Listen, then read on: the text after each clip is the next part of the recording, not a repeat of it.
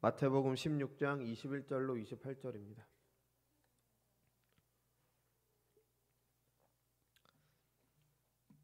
제가 봉독해 드리겠습니다.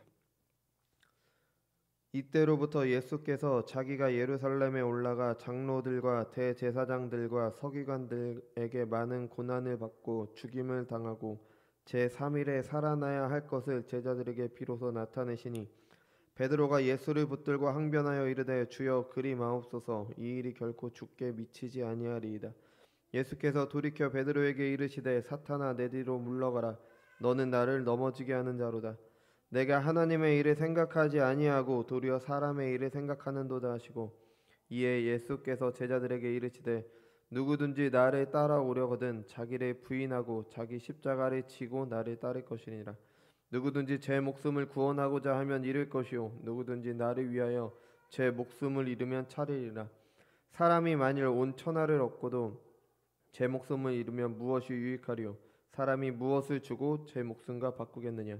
인자가 아버지의 영광으로 그 천사들과 함께 오리니 그때에 각 사람이 행한 대로 갚으리라. 진실로 너희에게 이르노니 여기 서 있는 사람 중에 죽기 전에 인자가 그 왕권을 가지고 오는 것을 볼 자들도 있느니라. 아멘. 잠시 기도하겠습니다. 참 좋으신 하나님 감사합니다. 지금은 주님의 예배 중에 말씀 듣는 시간입니다. 우리 안에 계신 성령께서 함께 하셔서 듣는 말씀 가운데 하나님의 음성을 듣는 자들 될 수 있도록 인도하여 주옵소서. 전해지는 하나님의 말씀 앞에 내 생각을 굽히고 하나님의 뜻이 옳다고 고백하는 자들 될 수 있도록 인도하여 주옵소서. 그래서 우리의 삶 가운데 오직 하나님의 말씀대로 사는, 하나님의 뜻대로 사는, 하나님의 뜻을 이루어 하나님 나라를 이루는 우리의 삶이 될 수 있도록 인도하여 주옵소서. 감사드리며 사랑이 많으신 예수님의 이름으로 기도드렸습니다. 아멘. 사도행전을 통해서 우리는 교회의 시작을 살폈습니다. 근데 교회도 사람들의 모임이니까 다른 모임들과 같아 보이는 부분도 있었습니다. 그런데 결정적인 차이가 있습니다. 교회는 하나님 나라를 이 땅에 실현하기 위한 공동체라는 겁니다. 교회는 사적인 모임이 아니라 하나님 나라입니다. 그러니까 사람들의 모임이 아니라 그냥 단순히 개인적이고 그런 모임이 아니라 사람들이 모이는 것이지만 하나님 나라를 이루는 하나님의 백성들의 모임이 바로 하나님 나라입니다. 그러니까 하나님을 왕으로 모신 나라죠. 과거에는 아니었지만 우리 시대 우리나라 사람들에게 나라의 주권은 국민에게서 나오는 것이 너무 당연합니다. 그게 민주주의잖아요, 그죠? 대한민국이 민주주의 공화국이니까 모든 주권은 국민에게서 나옵니다. 근데 하나님 나라는 아닙니다. 주권은 하나님께 있습니다. 하나님이 왕이십니다. 그 나라 백성들은 모두 하나님의 법을 따라야 합니다. 이게 지극히 당연한 겁니다. 교회는 하나님의 법을 따라야 되는 거죠.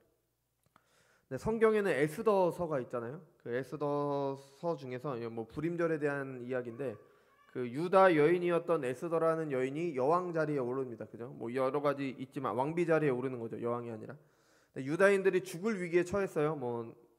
어떤 위기에 처했을 때 에스더의 삼촌, 그러니까 에스더를 어렸을 때부터 키운 사람이에요. 이름이 모르드게인데 모르드게가 이제 에스더가 왕비니까 왕이 이제 유다인들을 다 죽이려고 하는데 네가 한번 가서 말해봐라 이런 식으로 얘기를 합니다. 그때 에스더는 함부로 왕한테 갈 수가 없는 거예요. 왜냐면 법이 있습니다. 누구라도 왕이 부르지 않았는데 함부로 왕 앞에 가면은 그냥 왕이 죽이고 싶으면 죽이는 겁니다. 왕이 그 나온 사람을 보고 그러니까 금으로 된 막대기 같은 거겠죠, 그죠? 그거를 왕을 상징하는 그것을 이렇게 내밀어서 그것을 잡게 하지 않는 이상 그냥 왕 앞에 함부로 나가면 죽는 겁니다. 저는 이 내용을 보면서 우리 사람들이 하나님께 어떻게 나아가야 될까라는 생각을 많이 하게 됩니다. 그러니까 모든 왕은 하나님께서 세우십니다. 세상의 모든 권세는 하나님께 있고요. 하나님께서 비천한 사람 중에 주고자 하는 사람에게 그 권세를 주셔서 왕으로 삼으신 겁니다. 아무리 높은 우리가 다니엘서에서 나오는 느부갓네살이나 벨사살이나 그 지역 전체를 다스리는 그런 왕이라도 해도 하나님께서 비천한 사람에게 권세를 맡기신 겁니다. 하나님의 뜻을 이루고자, 그죠? 꼭 왕을 세운 나라들만이 그런 게 아니라 과거로부터 지금까지 있었던 모든 나라들이 다 마찬가지예요. 모든 권세를 가진 하나님께서 그 권세를 맡기심으로 나라를 이루도록 하셨습니다. 하나님께서 권세를 맡긴 그 왕한테 나아갈 때도 이렇게 나아갔는데 하나님께 나아갈 때는 어떻게 해야 되나? 그냥 우리가 함부로 나갈 수 있나 이런 생각을 좀 많이 하게 됩니다. 뭐 당연히 함부로 나가면 안 된다는 게 성경의 가르침이죠. 구약에는 나답과 아비후를 통해서 그게 계시가 되어 있었죠. 신약에서는 아나니아와 삽비라 부부를 통해서 그게 계시가 되었습니다. 그게 지난 시간에 살펴봤던 거죠. 하나님께 나아가려면 하나님께 정하신 방법으로 나아가야 됩니다. 하나님을 섬기려면 하나님께서 정하신 방법으로 해야 됩니다. 하나님을 예배하려면 하나님께서 정하신 방법으로 하나님께 예배하는 겁니다. 하나님이 어떤 분이신지를 알면 너무 당연한 거죠. 지금도 뭐 내가 존경하는 사람이나 좀 권위가 있는 사람한테 갈 때 우리는 예의를 갖춰서 좀 갖춰서 가잖아요. 예의잖아요. 그죠? 제대로 안 갖춰주면 못 만나는 경우도 있습니다. 근데 하나님께 나갈 때 우리 마음대로 나간다? 말이 안 되는 거죠. 존귀와 영광과 능력이 무한하신 분, 온 세상을 창조하셨으면서 온 세상의 주인인 나의 주인이시며 나의 구원자 되신 분께 나아가는 겁니다. 함부로 나아갈 수가 없는 거죠. 하나님께 나아가기 위해서 하나님께서 정하신 법을 따라야 한다는 것은 우리가 어떤 존재인지를 봐도 알 수 있습니다. 사실 사람은 하나님의 영광 앞에 설 수 없습니다. 하나님의 영광 앞에 사람은 홀로 설 수가 없어요. 하나님께서 시내산에서 영광을 나타내시고 백성들에게 직접 말씀하셨습니다. 그때 이스라엘 사람들이 견디질 못한 거예요. 우리가 저걸 견디지 못했으니까 모세 당신이 가서 듣고 와서 우리에게 전해 주십시오. 이게 그 시내산 언약 중에 나옵니다. 이건 지금도 마찬가지입니다. 사람은 스스로 하나님 앞에 혼자 설 수 없습니다. 성경에 나오는 모든 사람들이 하나님을 만난 모든 사람들이 하는 말이 뭐냐? 거룩하신 하나님의 영광 앞에 나는 죽게 되었다. 하나님을 만났으니 나는 이제 죽겠구나. 이런 고백밖에 못하는 겁니다. 그래서 우리에겐 예수님이 계신 거죠. 우리가 하나님께 나아가지 못하는 우리, 함부로 하나님께 나아가지 못하는 우리에게 예수님께서 하나님께 나아갈 수 있도록 해주신 겁니다. 예수님이 우리의 중보자 되신다는 게 그런 의미가 되는 거죠. 그러니까 예수님을 통해 하나님께 나아가려면 어떻게 해야 될까요? 예수님을 따라야 되는 겁니다. 그럼 어떻게 따를까요? 오늘 본문의 말씀처럼 자기를 부인하고 자기 십자가를 지고 주님을 따라야 됩니다. 하나님께 나아가지 않으려면요, 예수님을 믿을 필요도 없습니다. 하나님 나라 백성일 필요도 없는 거예요. 그럼 구원이 없는 겁니다. 하나님께 나아가려면 자기를 부인하고 자기 십자가를 지고 예수님을 따라야 되는데, 자기 십자가를 지지 않고 자기를 부인하지 않고 예수님을 따르지 않고 하나님께 나아갈 수 있는 방법이 없는 겁니다. 그럼 하나님의 백성도 아닌 거고요, 구원받은 사람도 아닌 겁니다. 그러니까 자기를 부인한다는 건 선택이 아니라 모든 그리스도인들에게 필수적인 겁니다. 하나님께 나아가기 위해서 하나님께서 정하신 거예요. 예수님을 통해 우리가 하나님께 나아갈 수 있는데, 그럼 예수님을 따르려면 자기를 부인하고 자기 십자가를 지고 따르는 겁니다. 자기를 부인하지 않고 십자가를 지지 않는 것은 좁은 길이 아니라 넓은 길로 가는 겁니다. 그 길이 편해 보여서 많은 사람들이 가지만 멸망으로 가게 됩니다. 제가 그동안 이제 자기 부인에 대해서 이제 간간히 말씀을 드렸는데, 이제 사도행전에서 나온 김에 좀 더 자세히 구체적으로 몇 주 동안 살피려고 합니다. 하나님께 나아가려면, 하나님의 백성이 되려면 왜 자기를 부인해야 되는지 성경과 교회사 속의 예들을 살피면서 자기를 부인하는 삶에 대해서 함께 나누도록 하겠습니다. 오늘 본문은 지난주에 살폈던 내용이죠. 자기 부인에 대해서 예수님께서 직접 언급하신 내용이기 때문에 이제 이 본문으로 시작을 하도록 하겠습니다. 이 내용은 마태, 마가, 누가에 모두 기록이 되어 있습니다. 공간복음이라 그러죠. 시작은 예수님께서 제자들에게 질문하는 것으로 시작을 합니다. 사람들이 나를 누구라 하느냐. 예수님께서 이 질문을 그냥 제자들이 시험하려고 하신 게 아니죠. 예수님이 누구신지를 알리시기 위해서 제자들에게 물어보신 겁니다. 뭐 제자들의 생각, 예수님 당연히 아셨겠죠. 전지하신 분이시잖아요. 그들에게 예수님에 대해서 알리시기 위해서 질문을 한 거예요. 예수님이 누구신지를 아는 게 기독교 신앙의 핵심입니다. 요한복음은 영생을 하나님과 그가 보내신 자 그의 아들을 아는 것이라고 했습니다. 기독교는 결국 예수님께서 누구신지를 알고 믿는 게 전부인 겁니다. 예수님께서도 제자들에게 이걸 가르치려고 하신 거죠. 사람들은 예수님을 선지자, 뭐 좀 능력 있으신 분, 특별하신 분 정도로 생각을 했습니다. 그런데 예수님과 함께했던 제자들은 아니었어요. 하나님의 아들이시면서 메시아 그리스도이심을 알았습니다. 예수님과 함께하면서 봤죠. 뭐 죽은 자도 살리셨고 풍랑을 잠잠하게 하셨고 그 외에 여러 가지 표적도 행하셨고 가르침을 통해서 제자들에게 알리셨습니다. 그러니까 제자들이 어느 정도는 이제 알게 되었던 거죠. 세상과 구분되는 지식을 제자들이 가졌습니다. 그런데 이런 인식, 이런 주님을 아는 것은 사람이 스스로 가진 것이 아닙니다. 예수님의 말씀처럼 성령께서 주신 것이고, 그리고 그 지식 위에, 그에 대한 믿음 위에 교회를 세우실 것을 말씀하셨습니다.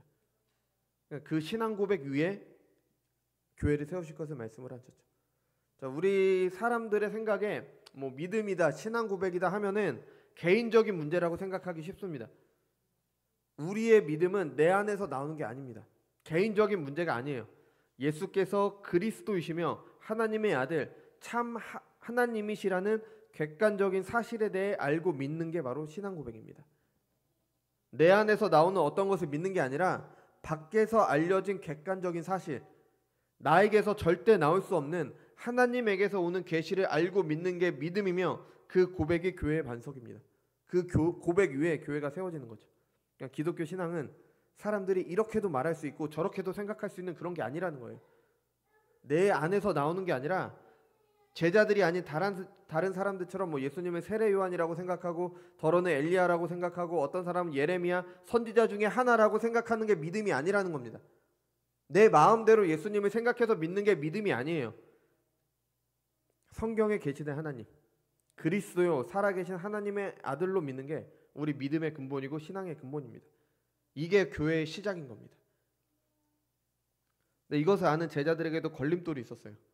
예수님께서 십자가에 죽으셔야 된다는 거죠. 고난받는 메시아는 성경에 기록되어 있습니다. 뭐 대표적으로 이사야 53장이 있죠. 죄인들의 죄를 대신하셔서 고난을 받고 죽으실 메시아에 대해서 예언하고 있죠. 그런데 제자들은 그것을 아직 다는 이해하지 못했습니다. 예수님에 대해 고백한 제자들도 아직 다 모르고 있었죠. 그의 죽음의 의미에 대해서 알지 못했습니다. 그러니까 예수님께서 죽으셔야 된다고 하니까 베드로가 예수님을 붙들고 항변합니다. 이 말은 뭐 지난주에 말씀드린 것처럼 굉장히 강한 표현이에요. 헬라어를 보면 예수님을 잡아 끌고 가서 한쪽으로 데려가서 예수님을 꾸짖는다, 그런 표현입니다. 그만큼 베드로가 격하게 반응한 거예요. 근데 반대로 예수님도 격하게 반응하셨습니다. 조금 전에 그가 한 신앙 고백을 칭찬하셨죠. 성령께서 가르쳐 주신 것이다, 이렇게 말씀하셨습니다. 그리고 그 위에 교회를 세우실 것도 말씀하셨고, 그 교회의 천국 열쇠 복음을 맡기신다고도 말씀을 하셨어요. 그런 베드로에게 사탄아 내 뒤로 물러가라. 너는 나를 넘어지게 하는 자로 내가 하나님의 일을 생각하지 아니하고 도리어 사람의 일을 생각하게 하는 자다. 사탄이 하나님의 일을 막기 위해서 어떤 일을 했습니까? 예수님께서 태어나실 때 헤롯을 통해 예수님의 나심을 방해하려고 했습니다. 예수님께서 태어나시는 그런 시기와 비슷한 시기에 그 지역에서 태어난 남자아이들을 모두 다 죽이려고 했죠. 그 많은 아이들을 죽여서라도 하나님의 일을 막으려고 했습니다. 예수님께서 공생애를 시작하려고 하실 때도 예수님을 광야로 이끌어서 시험했습니다. 넘어뜨리려고 했던 거죠.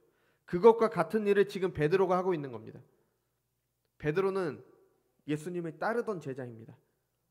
뭐 그냥 예수님을 쫓는 그 많은 무리 중에 한 사람도 아니고요. 예수님께서 따로 부르신 12명 중에 한 명이에요. 그 12명 중에서도 특히 뭐 베드로, 야고보, 요한은 다른 제자들보다 특히 더 예수님과 더 많이 함께 했습니다. 그 중에서도 베드로를 우리는 수제자라고 이야기를 합니다. 그런 베드로가 지금 사탄과 다름없는 일을 하고 있는 겁니다. 예수님이 얼마나 격하게 반응을 하셨는지 알 수가 있는 거죠. 이것이 무엇을 말해줍니까? 예수님을 따른다고 하면서 하나님의 일을 생각하지 않을 수 있다는 겁니다. 몸은 예수님을 따르지만 마음은 아닐 수 있다는 거예요. 몸은 예배를 드리고 있지만 내 마음은 아닐 수 있다는 겁니다. 지금 우리로 말하자면 복음을 전하고 교회를 세워서 하나님께 영광 돌린다고 하지만 그것이 하나님의 일이 아니라 사람의 일이 될 수도 있다는 겁니다. 내가 내 삶에서 하나님께 순종해서 하나님 나라를 이루는 삶을 산다고, 하나님의 통치를 받는 삶을 산다고 하지만 그것이 하나님의 일이 아니라 사람의 일일 수 있다는 겁니다. 이거 쉽게 볼 일이 아닙니다. 그냥 실수라고 넘길 일이 아니에요. 사람의 일을 생각한 베드로가 무슨 짓을 했습니까? 예수님을 꾸짖었습니다. 예수님을 꾸짖었어요. 그냥 하나님의 일을 안 하고 사람의 일을 해서 책망받은 게 아니라 하나님의 길을 정면으로 막고 있는 겁니다. 예수님은 죽으셔야 돼요. 하나님의 일을 하기 위해서는 죽으셔야 됐습니다. 근데 베드로는 사람의 일로 그 길을 막고 있는 겁니다. 그 길을 정면으로 막고 있는 거예요. 베드로 자신은 하나님의 일을 한다고 생각했을 수도 있죠. 예수님이 죽으시면 안 된다고 생각을 했으니까. 근데 하나님의 일을 막고 있는 겁니다. 우리도 마찬가지입니다. 하나님께 영광 돌린다, 교회를 세워간다, 내 삶에서 하나님께 순종한다, 거 하면서 사람의 일을 하면은 그래도 되는 것이 아니라 하나님의 일을 막는 겁니다. 사탄과 같은 일을 하는 거예요. 사탄이 마지막으로 주님께서 행하시는 일을 막기 위해 한 일이 뭡니까? 유대 지도자들을 통해서 예수님을 죽인 겁니다. 하지만 하나님의 놀라운 섭리는 그 일을 오히려 하나님의 일을 하는데 사용을 하셨죠. 지금 베드로도 주님의 길을 막고 있습니다. 하지만 그것이 오히려 신자들에게 사람의 일과 하나님의 일에 대한 계시로 사용되었어요. 그렇다고 하나님의 섭리 아래 이 모든 것이 이루어진다고 사람의 일을 해도 된다는 것이 아닙니다. 하나님의 일을 해도 되고 사람의 일을 해도 된다는 게 아니라 예수님을 죽는 것은 하나님의 일이었다고 예수님을 죽인 유대 지도자들이나 예수님을 판 가룟 유다의 죄가 없어지는 게 아닙니다. 그들의 죄를 통해 하나님의 뜻을 이루시는 놀라운 섭리이지만 그들은 자신들의 죄에 대해서 책임을 져야 했던 거예요. 우리도 마찬가지입니다. 우리가 잘못된 생각으로 사람의 일을 했을지라도 하나님께서는 그것을 통해 하나님의 일을 이루어 가십니다. 그 놀라운 섭리까지는 우리가 다 알 수 없어요. 하지만 사람의 실수, 사람의 죄도 하나님의 뜻을 이룬다는 걸 우리는 확신을 합니다. 계시되어 있기 때문에. 그렇다고 사람의 일을 한 내 죄가 사라지는 게 아닙니다. 어쨌든 하나님의 일이 이루어졌으니까 그렇다고 되는 게 아니라 사람의 일로 하나님의 일을 막으려고 한 내 죄는 고스란히 주님의 심판대 위에서 심판받게 됩니다. 오늘 말하고 있잖아요. 인자가 아버지의 영광으로 그 천사들과 함께 내려오르니 그때 각 사람이 행한 대로 갚으리라. 예수님을 따른다, 하나님의 일을 한다고 하면서 사람의 일을 하는 사람들은 베드로만 그런 게 아닙니다. 그날에 많은 사람들이 나더러 이들의 주여 주여 내가 주의 이름으로 선지자 노릇을 하며 주의 이름으로 귀신을 쫓아내며 주의 이름으로 많은 권능을 행하지 아니하였나이까 하리니 그때 내가 그들에게 밝히 말하되 내가 너희를 도무지 알지 못하니 불법을 행하는 자들아 내게서 떠나가라 하리라. 예수의 이름으로 하나님의 일을 한다고 했는데 결국 사람의 일을 한 사람들이 계속 있을 것과 그들의 결과에 대해서 예수님 말씀하신 겁니다.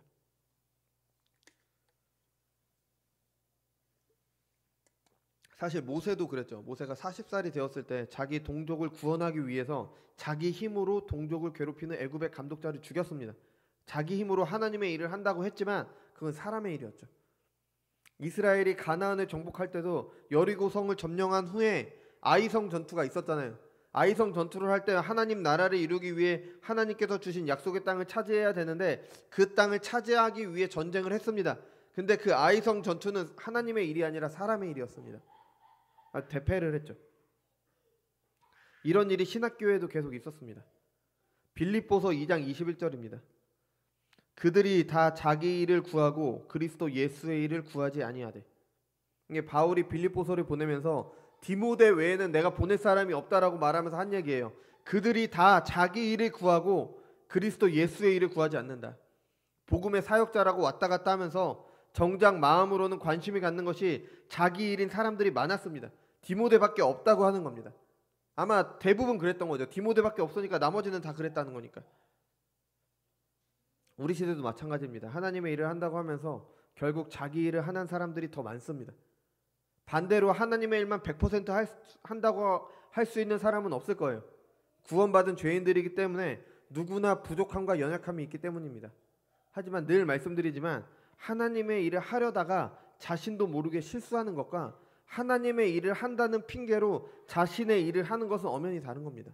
이런 분들 많습니다. 제가 자주 표현하는데 예수 팔아서 장사하는 사람들이죠. 예전에 총신 이사장이었던 그분도 그랬고요. 광화문 집회 때문에 문제가 있는 전모 씨 있죠. 그분도 그렇죠.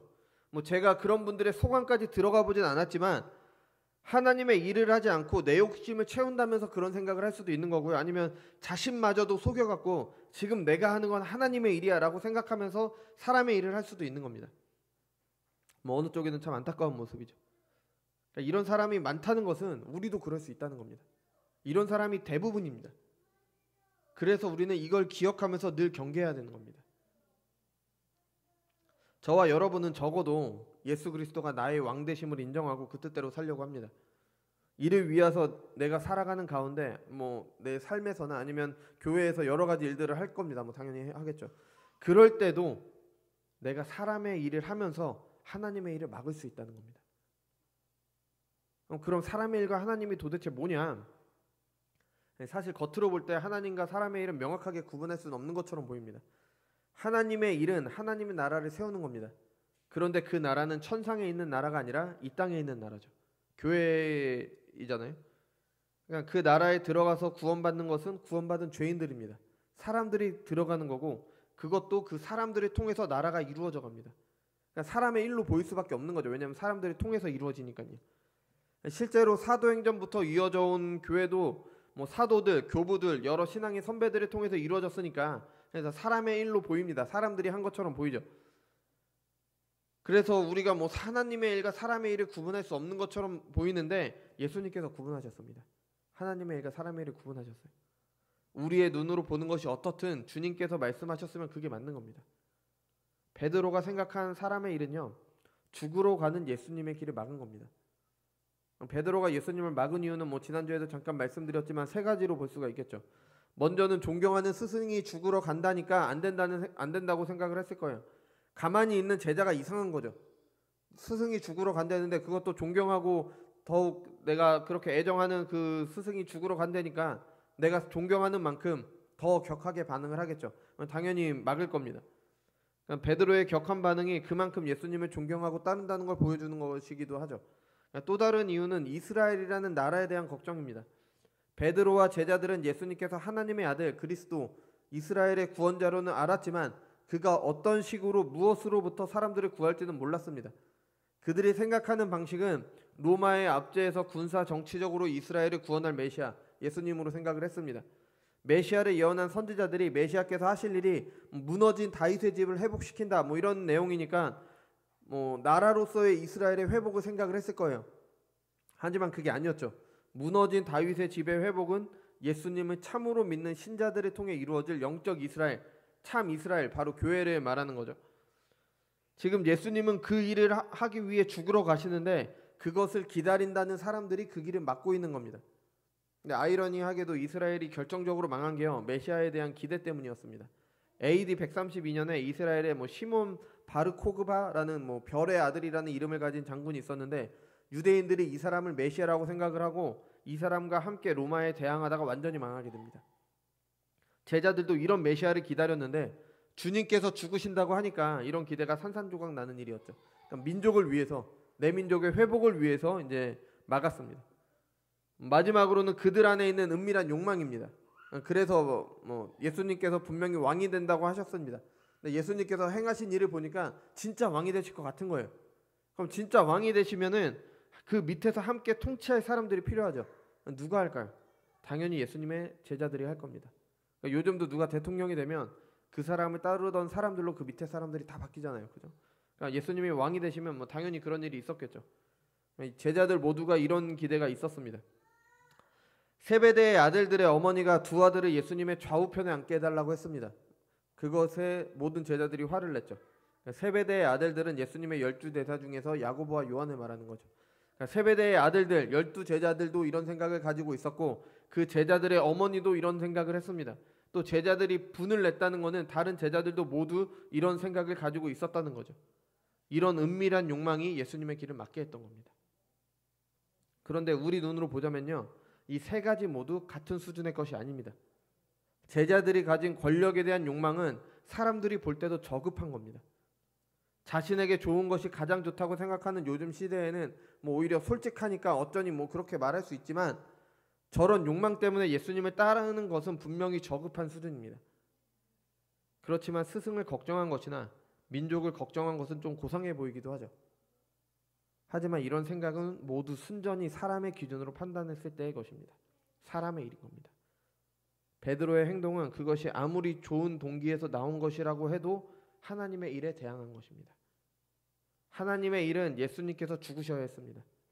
그가 십자가에 달려 죽으심으로 사망 권세를 이기시고 택하신 모든 자들의 죄를 대신하심으로 그들을 구원하셔야 하는 길입니다. 십자가에 죽으신 후 3일 만에 부활하셔서 하나님의 아들로 선포되시고 만왕의 왕으로 하나님의 우편에 앉으셔야 됩니다. 그게 하나님의 일인 겁니다. 근데 그리고 약속대로 성령을 보내주셔서 이 땅의 교회가 시작돼야 되는 거예요. 그러니까 예수님이 죽지 않으면 안 되십니다. 그리고 그 교회를 통해서 하나님 나라가 이 땅 가운데 이루어져 가야 되는 거죠. 베드로는 지금 이 모든 일이 일어나서는 안 된다고 막고 있는 겁니다. 그것이 얼마나 도덕적인 일이고 얼마나 고상한 일이고 얼마나 저급하고 얼마나 악한지 상관이 없습니다. 중요한 건 그게 사람의 일이냐 하나님의 일이냐가 중요한 겁니다. 그럼 사람의 일이 무엇이고 하나님의 일이 도대체 무엇이냐, 내가 도대체 뭘 하면서 살아야 되냐, 뭐 이렇게 물어보실 수도 있죠. 이를 위해서 하나님께서 계시를 주신 겁니다. 뭐가 하나님의 일이고 뭐가 사람의 일이다, 제가 모든 순간에 가서 그냥 이건 하나님의 일 이건 사람의 일 이렇게 말씀드리면 저도 좋겠습니다. 물론 저도 다 알지 못합니다. 근데 그거를 다 말씀드릴 수가 없습니다. 그러니까 하나님께서 우리에게 계시를 주신 겁니다. 하나님은 우리를 로봇처럼 조종하기 원하시지 않습니다. 이 상황에선 이렇게 하고 이 상황에선 저렇게 해라 이런 명령어를 주시지 않습니다.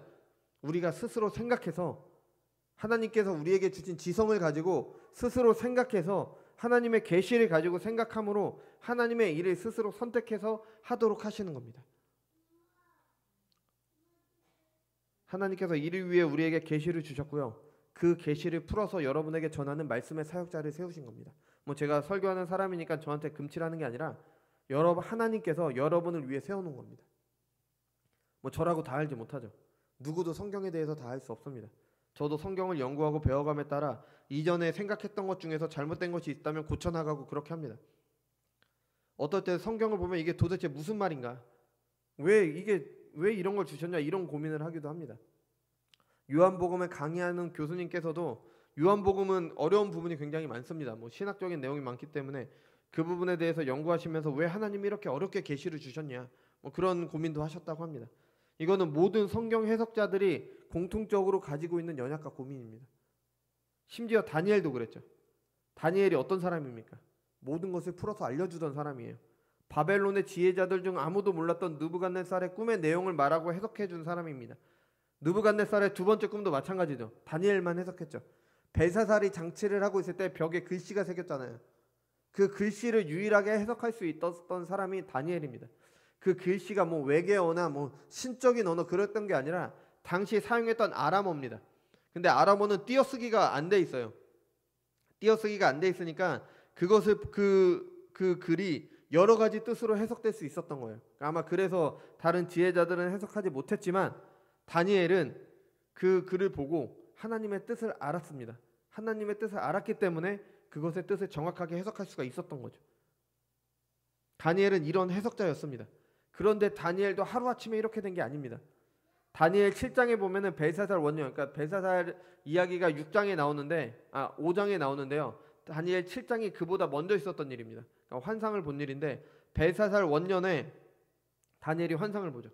근데 다니엘이 그 환상을 볼 때는 내용을 몰랐습니다. 느부갓네살의 꿈을 풀어주던 그 다니엘이 정작 자신이 본 환상은 몰랐어요. 그래서 이런 말을 했습니다. 나 다니엘이 중심에 근심하며 내 머릿속에 환상이 나를 번민하게 한지라.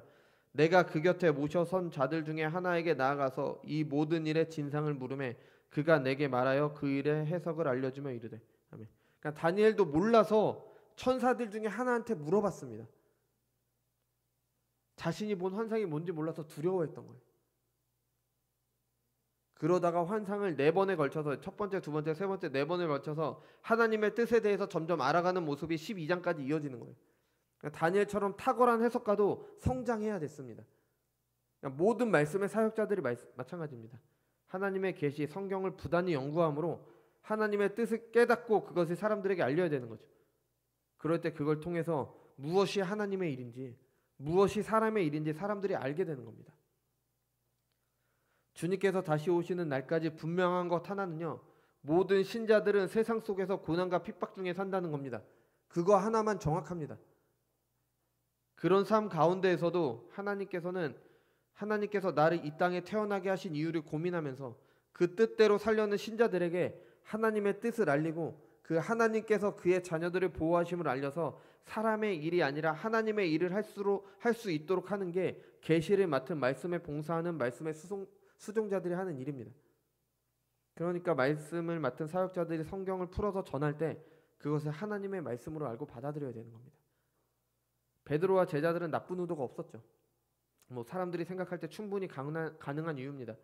물론 뭐 권력에 대한 욕망 때문에 그랬다면 좀 그건 잘못된 거지만 다른 것들은 뭐 충분히 우리가 생각할 수 있는 거죠. 스승님 죽으면 안 되는 거고 우리 나라의 독립을 위해서 그 예수님이 죽으면 안 되는 거니까요. 그런데 그들이 막은 건 하나님께서 창세전에 정하신 구원의 길이었습니다. 전지전능하신 하나님께서 정하신 방법보다 자신들이 생각한 방법이 더 좋다고 말하는 행동을 하는 겁니다. 하나님 앞에서 엄청난 교만인 겁니다. 어떤 일이 사람의 관습이냐, 도덕적 관념으로 볼 때 바르냐, 좀 더 종교적인 일이냐, 이런 것들이 판단 기준이 아닌 겁니다. 하나님께서 원하시는 것이냐, 하나님의 일이냐, 사람의 일이냐가 관건인 겁니다. 사람의 일에 따르면 그것이 아무리 좋은 일이라고 해도 하나님의 일을 막는 겁니다. 예수께서 대답하여 이르시되 진실로 진실로 내게 이르노니 사람이 거듭나지 않으냐면 하나님 나라를 볼 수 없느니라. 육으로 난 것은 육이요 영으로 난 것은 영이니. 육은 사람의 본성을 말하고 영은 성령으로 거듭난 것을 말합니다. 육에서 난 것은 아무리 좋아도 육입니다. 인간적인 것은 아무리 좋아도 인간적인 것으로 끝납니다. 사람의 일은 사람의 일로 끝납니다. 성령으로 말미암는 것이어야지 신령한 일입니다. 너무 두려운 일이 뭐냐면 한 사람이 사회의 도덕을 따르며 하나님을 대적할 수 있다는 겁니다. 사람이라면 마땅히 가져야 되는 인간적인 감정, 인지상정이라고 하죠. 그걸 따르면서 하나님을 대적할 수 있습니다. 사람이 볼 때는 그것이 전혀 나쁜 것이 아니고 오히려 좋은 일인데도 하나님을 대적할 수 있습니다. 그래서 사람은 주님을 따르려면 자기를 부인하고 자기 십자가를 지고 그리스도의 인도를 받아야 되는 겁니다. 사람의 일이 아무리 좋아도 하나님을 대적할 수 있기 때문에. 우리 마태복음 10장 한번 찾아볼까요? 마태복음 10장 37절에서 39절입니다.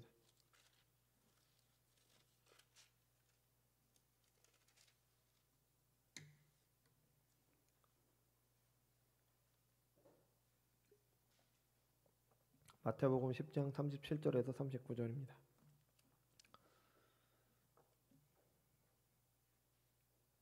제가 봉독해 드리겠습니다. 아버지나 어머니를 나보다 더 사랑하는 자는 내게 합당하지 아니하고 아들이나 딸을 나보다 더 사랑하는 자도 내게 합당하지 아니하며 또 자기 십자가를 지고 나를 따르지 않는 자도 내게 합당하지 아니하니라. 자기 목숨을 얻는 자는 잃을 것이요 나를 위하여 자기 목숨을 잃는 자는 얻으리라. 아멘. 아버지나 어머니보다 주님을 더 사랑해야 됩니다. 아들이나 딸보다 주님을 더 사랑해야 됩니다. 이걸 문자적으로 받아들여서 주님은 가정을 파괴하는 사람이다, 이런 생각을 하는 사람들을 우리는 난독증이라고 하죠. 그를 제대로 못 보는 사람들인 겁니다. 부모와 자녀의 관계는 인간관계에서 가장 소중한 관계입니다. 그것마저도 하나님의 일을 막는다면 하지 말아야 된다는 겁니다. 심지어 이 세상에서 가장 소중한 자기 목숨마저도 하나님의 일을 막는다면 미워해야 되는 겁니다. 믿음을 지키다가 순교하신 많은 믿음의 선배들이 있습니다. 사람들의 눈에는 뭐라고 느껴질까요? 뭐 그렇게까지 하냐? 종교 그게 뭐라고? 생명이 제일 중요하지. 아니면은 갈릴레이 아시죠? 사람들 앞에서는 태양이 지구를 돈다 이렇게 말하면서 위험한 상황은 모면하고 나중에 믿으면 되지. 그냥 그 앞에서는 그래 내가 예수님 믿지 않습니다, 그러고 돌아와서 이렇게 예수님 믿으면 되지. 그러면은 순교 안 하지 않냐? 그렇게 살 수 있지 않냐? 뭐 저렇게까지 하느냐? 이런 사람의 일이 하나님의 일을 막는 겁니다. 로마서 3장 23절은 말합니다. 모든 사람이 죄를 범하였음에 하나님의 영광에 이르지 못하더니. 이 구절은 신자의 목적과 불가능에 대해서 말해줍니다. 신자의 목적지는 하나님의 영광입니다. 하지만 죄인이기 때문에 하나님의 영광에 도달하지 못합니다. 자기 스스로 절대 도달하지 못합니다. 복음을 통해 일하시는 성령의 일하심으로 주님을 참으로 알고 믿게 되어 죄사함의 은혜를 받게 됩니다. 근데 그것이 끝이 아니죠. 하나님의 영광에 이른다는 것은 죄사함의 은혜를 받을 뿐 아니라 하나님의 자녀로 살게 되는 것까지 포함이 됩니다. 하나님께 순종하는 삶을 살게 되는 겁니다. 그런 삶으로 하나님께 영광 돌리게 되고요. 그럴 때 사람이 그 영광에 참여하게 되는 겁니다. 이게 하나님의 영광에 이르는 유일한 길입니다. 죄인들에게 허락된 유일한 길입니다. 비천한 죄인이 하나님의 영광에 이르는, 하나님께 나아갈 수 있는 유일한 길입니다.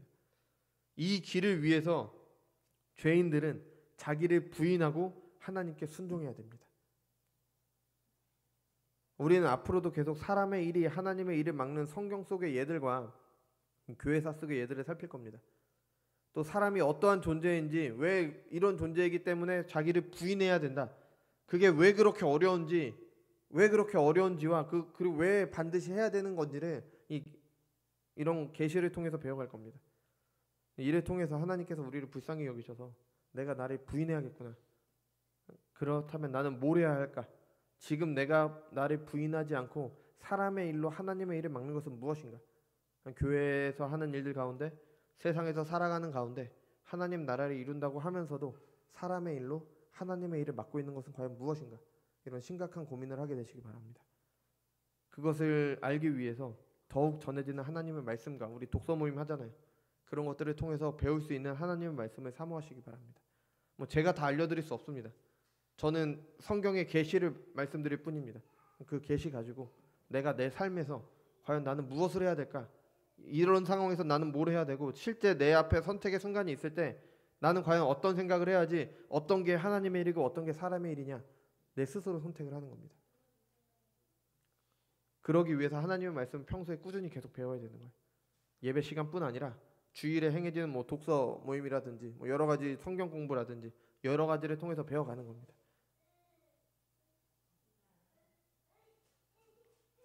그 과정 중에 계시의 말씀으로 내가 어떤 존재이며 이런 나를 위해서 하나님께서 무엇을 하셨고 그 때문에 내가 무엇을 해야 될지, 어떻게 해야 될지, 왜 해야 될지를 배워가게 됩니다. 갈 바를 알지 못하던 나에게 계시가 나에게 빛을 비춰주는 겁니다. 그럴 때 하나님의 말씀이 꿀송이보다 더 달게 되는 겁니다. 뭐 하나님의 말씀 백날 그냥 이렇게 읽는다고 이 말씀이 나한테 꿀처럼 다가오지 않습니다. 하나님의 말씀이 나를 이끌어 가실 때, 내 삶에서 하나님께 영광 돌리는 삶에 대해서 알게 하시고 내가 그것을 행하도록 하실 때 그 하나님의 말씀이 내게 꿀송이보다 더 단 그런 말씀이 되는 겁니다. 계시를 풀어서 전하는 저도 더욱 말씀으로 성장하며 듣는 여러분도 말씀으로 성장하는 놀라운 은혜가 우리에게 허락되기 바랍니다.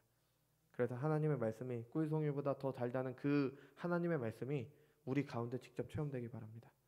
그래서 우리가 자기를 부인하고 자기 십자가를 지는 예수님의 제자, 그래서 하나님께 나아가는 그 길을 가는 저희들이 되기 바랍니다. 기도하겠습니다. 주님 감사드립니다. 오늘은 자기를 부인해야 된다는 것에 대해서 사람의 일과 하나님의 일로 같이 생각을 해봤습니다. 주님, 사람의 일은 아무리 좋아도 사람의 일입니다. 사람들이 생각하기에 아무리 좋아 보이는 일도 사람의 일이라면 그것이 하나님의 일을 막고 하나님께 대항하는 것이 됩니다. 주님, 우리의 삶 가운데 우리가 교회에서 하나님 나라를 이루기 위하거나 아니면 우리의 삶 가운데 하나님께 순종함으로 하나님의 나라를 이루어 나갈 때 우리가 사람의 일을 통해서 하나님의 일을 막지는 않았나 되돌아볼 수 있도록 인도하여 주옵소서. 우리가 하나님의 일을 한다고 하면서도 사람의 일, 내 자신의 일을 해서 하나님의 길을 막은 것이 있다면 우리가 이 시간 회개하고 앞으로는 하나님의 말씀에 온전히 순종하는, 자기를 부인하고 하나님의 말씀에 순종하는 그런 자들로 세워져 나가기를 소원합니다. 그래서 우리 통해 하나님께서 영광 받으시고 우리가 하나님의 영광에 참여하는 그런 놀라운 은혜가 우리 가운데 허락되기 바랍니다. 감사드리며 사랑이 많으신 예수님의 이름으로 기도드렸습니다.